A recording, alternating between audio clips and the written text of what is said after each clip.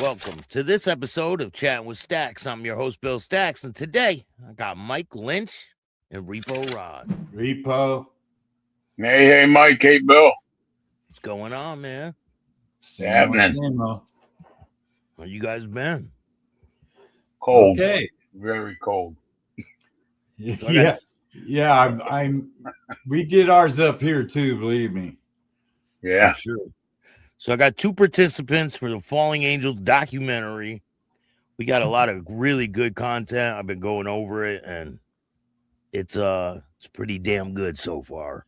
Yeah, and like I said a couple days ago, I was browsing things and I saw a live chat or whatever when he was doing it by the ocean there, and I fucked it up and I missed it. So anyway, I got back to it an hour later and I watched it 2 or 3 times and I listened to the contact or the context of his podcast there. And I thought that, I've had the same feeling that he has about things that we're stating on this thing. And, his big deal is that, he's getting paid for all these things, Yeah. And that's great. But like I've said from the very beginning, as long as you tell the truth, I don't give a but some of these statements and some of these things that he's putting out there, he's representing that he knows these things for facts, and that, if he didn't know, nobody else would.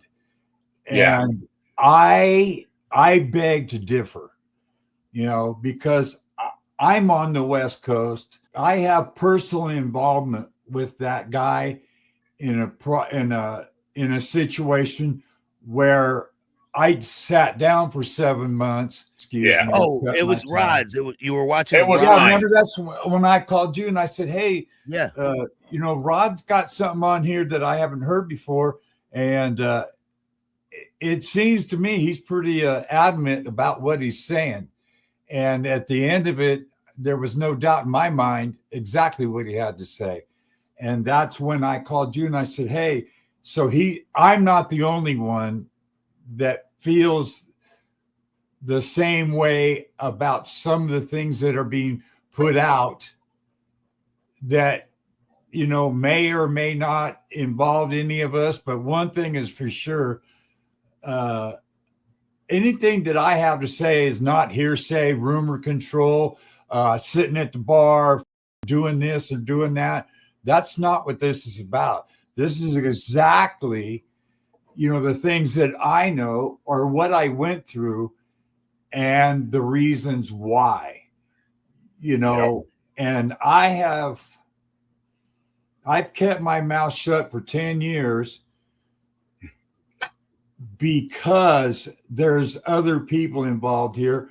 And just like in my case, when I got it, my attorney had called me up and said, "Hey, I just got a bunch of shit from Ventura."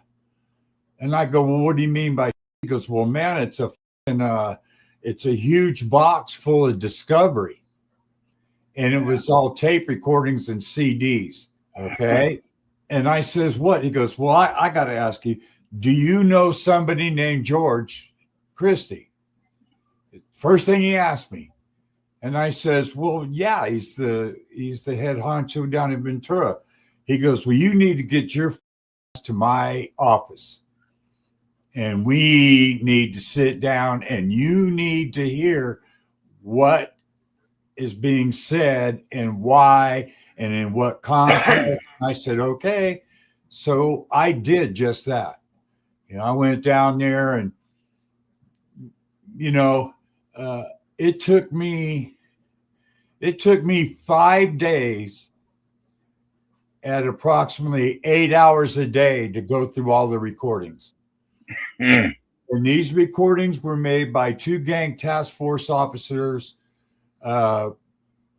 They stated during all these recordings that They had some issues in Ventura they were trying to follow up on, and that's what they were doing. And he said, "Hey, we're gonna stop at each guy's house," and he'd identify, "Hey, we're at so and so's house. It's me and Officer so and so, and we're gonna go in here and we're gonna rattle the tree and find out what falls." And that's what they did to each and every person that they interviewed in Ventura.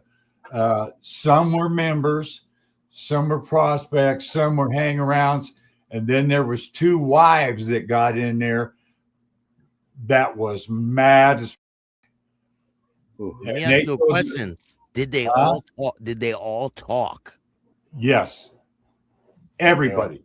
There wasn't anybody. One of the prospects kind of, after he seen where it was going, he just put a kibosh to it. Said, "Hey, I don't feel comfortable. That's it." But let's say 10 or 12 more individuals, regardless of what their relationship was a club.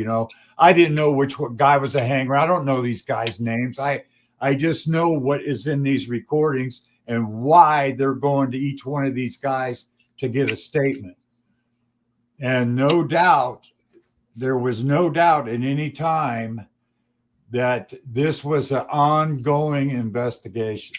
They say it point blank. We're checking this out. We're checking that out. We want to know this, that. And I think the longest it took during those tapes was about 20 minutes before they just started, and that's how suddenly I got drugged into a thing that they're actually in Ventura to work out. My name wasn't in none of the paperwork. My name was in nothing until after the investigation, and these guys went in there and they said, "Oh boy." And that's when they came to me. So when do you hear your name, and who brings up your name first? Well, they're talking to like hang-arounds and prospects. And I don't know these guys, but they were saying stuff like Big Homie in Fresno, this guy Mike. They didn't know me from Adam, but they know what they were told by the powers that be. And then when it started hitting the fan and bikes started getting confiscated and this investigation started, there was a lot to it. Not just, I was a small part, but that came out in the end. Once they started investigating all that at the very end of the investigation, then all of a sudden this comes up. And then when I go sit with my attorney, then I found out why. Little George had gotten stopped on a bike that I traded stuff with another member of that charter. That member sold Georgie the bike, and then Georgie had problems with it. I don't know, from the time that I did a transaction with any of them guys, I want to say 6-7 months had passed, so I don't know why I'm responsible for something that's been old news to me. And I was reassured by the charter, nothing, blah, blah, blah. And I says, well, fine. And then it got bad about the information that the gang guys were receiving. So what did you hear when George was on the tapes, right? Did he bring you up, or did the police bring you up? They set him up. Well, actually, they set up everybody that was on there because they would chit chat and go, "Let's go in there." And he goes, "Let's see how fast it's going to take to, and let's get a response and see where we're going." I remember a couple of the messages or the statements they made. They approached George and they says, "Well, what are you going to do about it? Because already you told us who stole the bike." That's how they came out at him. "Well, you already told us who stole the bike." And then they go, "Well, what are you going to do about it? That guy just stole a bike, put a plate on it, and then, sold it to you people. I said, well, number one is there's another statements that never occurred. I never sold nothing to anybody. One of the guys came down, they wanted one of my bikes. They called me a week later, said, hey, we'll trade you this for that. And I said, okay, whatever. Because I'm in the business of doing that, and I buy, sell, fix them up, dump them. I don't care. If there's money in it to be made for me, yeah, I'm in it. It's what I do. I'm a hustler, but they told George, they went and said, well, what is it that you're going to do about it? And George replied to him. He goes, well, if we find out that in fact is the truth, then he's going to have a real problem on his hands. And I'm sitting here going, now, and I've said this before, all of us that came around the club, it was already basically known or understood that we weren't naive as far as working in the underworld, kind of straddling that line, if you will. We had seen it, heard it, we had some experience. So basically all of us had the basics down. We know when to shut the fuck up. Do you talk to cops? No. I've probably known that since I was 13 years old. Why do I need a Hell's Angel or anybody else to tell me, hey, you got to keep your mouth shut? Come on, man. So if I know that's part of what we do and how we carry ourselves, why don't the people down there? And in my case, I had something to say, like, why is there 1 minute of any tape recording from anybody that's in our thing? I said, I find that hard to believe. I said, could you guys go through there and dig through all them tapes and all that and find one that I did? So you're not on one tape, not one tape. None. Never. So it's all these. But I'm in a court case, though. Yeah, I'm in a court case. No, who else got arrested with you when this hit the fan? Who else got arrested? No, for what they were inquiring about, and when they started bringing up missing motorcycles and this and that, everybody down there,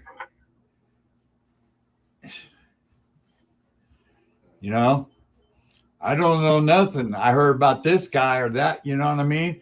And I just went, what the and they all had something to say. They either hid a bike or were told to hide a bike. Bike had nothing to do with me. It was something to do with George's old bike, and they were looking for that too. Well, in between all that, this bike that I traded off 7 or 8 months before that, it came up in conversation. But when they found out there was a problem, then everybody just started, the information started going towards me, and they were all saving, in my opinion, they were saving their own about being drug into an investigation where a court case might start, Yeah. You think possibly that George talked to these people on his own? And well, funny you mentioned that. Okay, during one of the raids down there, they went to motorcycle shops, they went to George's, but I think that George was arrested for a substance. Okay, so after they got done in Ventura's, when they came to my house, they destroyed it. That's those guys that were pissing on all over my bed and all over my floors and all over my shower. That's what happened after they left Ventura and came to my house. And these guys, knocking holes in the walls. And they were telling me the reason they did that was to look for contraband. Yeah. Okay, who told you that I had contraband? Because they didn't find any. And I was never charged with a crime in Ventura. What they did was Ventura cops called San Luis Obispo and said, this is your baby. He's got a couple of suspicious parts in here, so now it's on you. So Ventura never prosecuted me for nothing. Now, the day after George was arrested, they got him on one of the recordings, a phone tap on this one. They had a phone tap at his house, so he called him up. He called up the detectives at the gang task force, called him up. Hey, what's up, dog? You know, all that. I don't know what transpired, but I don't talk to them guys. It's just hard. You know, this was trying to do shit to me, and you want me to be nice to him. And if some people are under the impression that if I be polite and I do this, I'm going to get on my bike and go home. Okay, well, I hate to tell you guys that. I don't know what kind of criminal you guys have ever been, but that just, we have nothing to say. Well, anyway, he's on this tape asking them, hey, man, can't we work something out?